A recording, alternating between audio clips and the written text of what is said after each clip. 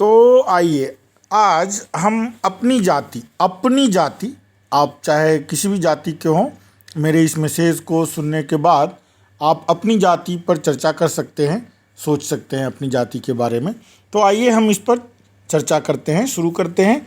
तो उसके पहले मैं यह बतला दूं कि हम सभी इतने मेहनतकश लोग हैं भारत के, चाहे वो किसी भी जाति के हों, वो पंजाब, दिल्ली, हरियाणा, क्या तमिलनाडु में भी गुलाब खिला रहे हैं, और अमेरिका क्या अफ्रीका को भी हरा भरा करेंगे और वहाँ भी गुलाब ही खिलाएंगे।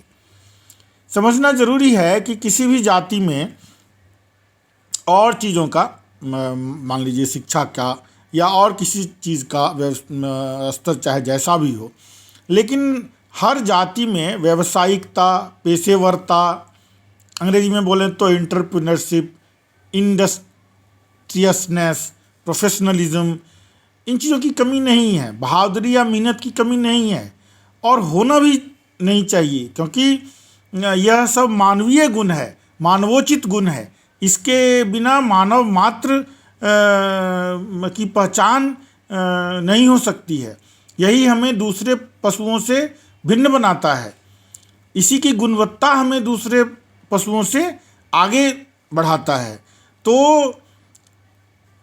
इन कारणों से, चूँकि ये गुण सभी जाति में है, थोड़ा कम थोड़ा ज़्यादा,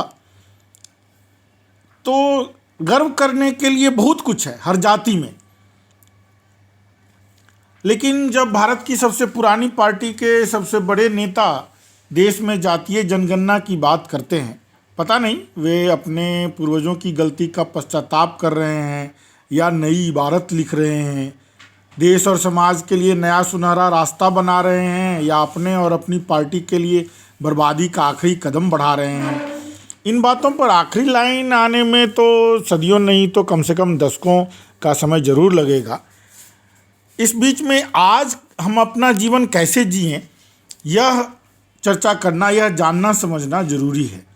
ऐसे में हजारों सालों के जो सामाजिक जीवन, भारतीय सामाजिक जीवन ही नहीं पूरी दुनिया में जातियां हैं, हालांकि फ़र्क क्या है वो मैं बतलाऊंगा। तो जो सामाजिक जीवन है उसकी सच्चाई है जातियां, खासकर भारत में। तो उस सच्चाई के बारे में खासकर पिछले कई दशकों से मीडिया ने जो हमारी मीडिया, किसी भी तरह की मीडिया हो, इवन जो पुस्तकें लिखी जाती है राजनीतिक सामाजिक, उसमें जातीय और धार्मिक व्याख्या ही मुख्य होता है। किसी भी राजनीतिक फैसले का, चाहे वो चुनाव हो या कुछ भी हो, वो राजनीति और धर्म से जोड़कर ही देखना सिखलाया जाता है। मेरा नाम मनीष कुमार है, नाम में सिर्फ कुमार है, उसमें कोई जातीय सूचक उपनाम नहीं है।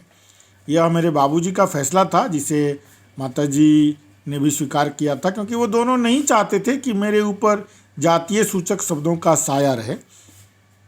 हालांकि अति ज्ञानी लोग उसके बाद भी उसमें जाति तलाश ही लेते थे। कुमार का मतलब वो कायस्थ समझते थे, लेकिन मैं कायस्थ नहीं हूँ। हालांकि मुझे कायस्थ बहुत पसंद हैं और मैं उनके जैसा बनना चाहता हूँ, उनसे प्रतियोगिता रखता हूँ। पर भारत में जातियाँ अनंत समय से हैं। यह विस्तारित परिवार को इंगित करता है, सूचित करता है, सूचक है। जैविक रूप से और पेशा के रूप से खास जाति में अधिकांशतः एक रूपता होती है। यह किसी इंसान ने नहीं बनाया तो किसी इंसान से समाप्त भी नहीं होगा। इसीलिए हमारे बचपन में सिर्फ मेरे माँ बाबूजी ही नहीं, उस ज़माने में हमारे मुख्यमंत्री जो भी हुआ करते थे, जैसे जगन्नाथ मिश्रा जी थे, तो जो भी सरकारी डॉक्यूमेंट होता था उसमें सिर्फ जगन्नाथ लिखा होता था। यहाँ तक कि लालू प्रसाद यादव जी के भी नाम को मैंने सिर्फ लालू प्रसाद ही देखा है आज तक। उसमें यादव लिखा हुआ किसी भी सरकारी डॉक्यूमेंट में मैंने नहीं देखा है। लेकिन बाद में ये सब बदल गया, मैं ही नहीं बदल पाया। तो इस बैकग्राउंड के साथ समझना ज़रूरी है कि किसी भी जाति में भले शिक्षा का स्तर अलग अलग हो, पर व्यावसायिकता, पेशेवरता, बहादुरी, मेहनत में कोई खास फर्क नहीं होता है, क्योंकि ये सब मानवोचित गुण है। यही हमें मनुष्य बनाता है। तो किसी को अपने को ऊंचा समझने का अधिकार है, समझ सकते हैं, समझना चाहिए, पर किसी को नीचा समझने का कोई कारण नहीं है। लेकिन ये गलती सदियों से जो बुद्धिमान जिम्मेवार लोग रहे हैं, सबसे जिम्मेवार लोग रहे हैं, सुविधाभोगी लोग रहे हैं, उन्हीं लोगों ने किया है। जैसे पुराने ज़माने में ज़्यादातर राजा बौद्ध और वैदिक धर्मों के बीच झूलते रहते थे, तो बौद्ध भिक्षुओं के समय में वो अपने को सबसे ऊपर समझते थे और बाकी को, खासकर जो बौद्ध धर्म को नहीं मानते थे, उनको नीच समझते थे। उसके बाद मुसलमानों के द्वारा प्रताड़ित होने के बाद, जब कई सदियों बाद अंग्रेज़ों ने ब्राह्मणों को सुविधा का लाभ दिया और उन्हें अनकंट्रोल्ड अनब्राइडल्ड पावर दिया, तो उन लोगों ने भी उसी को दोहराने की कोशिश की।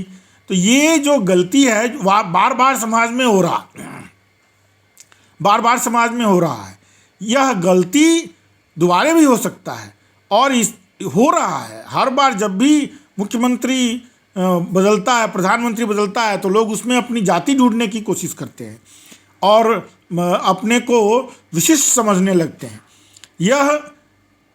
यह जो गलती है उसको समझना जरूरी है कि भले ही शिक्षा का स्तर अलग अलग हो, लेकिन जो मानवीय गुण है, मानवोचित गुण है, वो हर जाति में इतना विशिष्ट जरूर है कि हमें हर जाति का आदर करना चाहिए। किसी को निरादर के साथ देखने का कोई कारण नहीं है।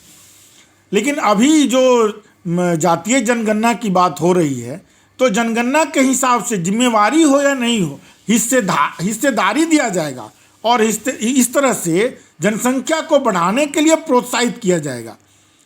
इसलिए अपनी जाति को जानना जरूरी है। तो मेरे साथ प्रॉब्लम यह है कि मैं समझता हूँ कि मेरी जाति जनसंख्या में प्रतियोगिता के न तो लायक है और न ही मैं चाहता हूँ। मैं अपनी बहनों, माँओं, बेटियों पर यह बोझ नहीं डाल सकता हूँ, नहीं सोच भी नहीं सकता हूँ।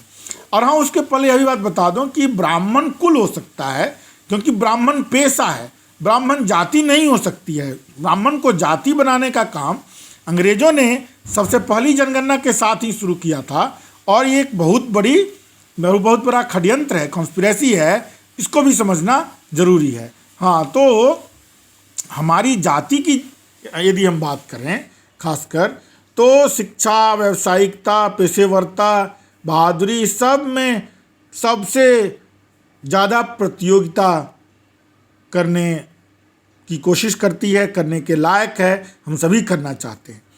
इससे बहुत लोगों को जलन है। खासकर लालू जी ने बिहार के प्रशासन को, वैसे तो उन्होंने पूरा बुरा बाल साफ करने में ही लगाया था, पर खासकर हमारी जाति को समाप्त करने के लिए ज़्यादा कोशिश की है और इस चक्कर में खुद तो बर्बाद हुए ही, पूरे बिहार को बर्बाद कर रहे हैं, कर चुके हैं, कर दिए। नीतीश जी भी बीच बीच में कभी नीम कभी शहद होते रहते हैं। लेकिन हमारी जाति सिर्फ काम करने का मौका और माहौल की ज़रूरत है इनको। फिर उसके बाद दिल्ली, पंजाब और हरियाणा क्या, अमेरिका, अफ्रीका में भी हम गुलाब खिला सकते हैं।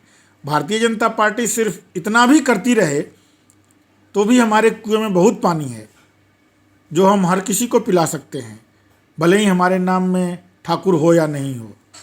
धन्यवाद।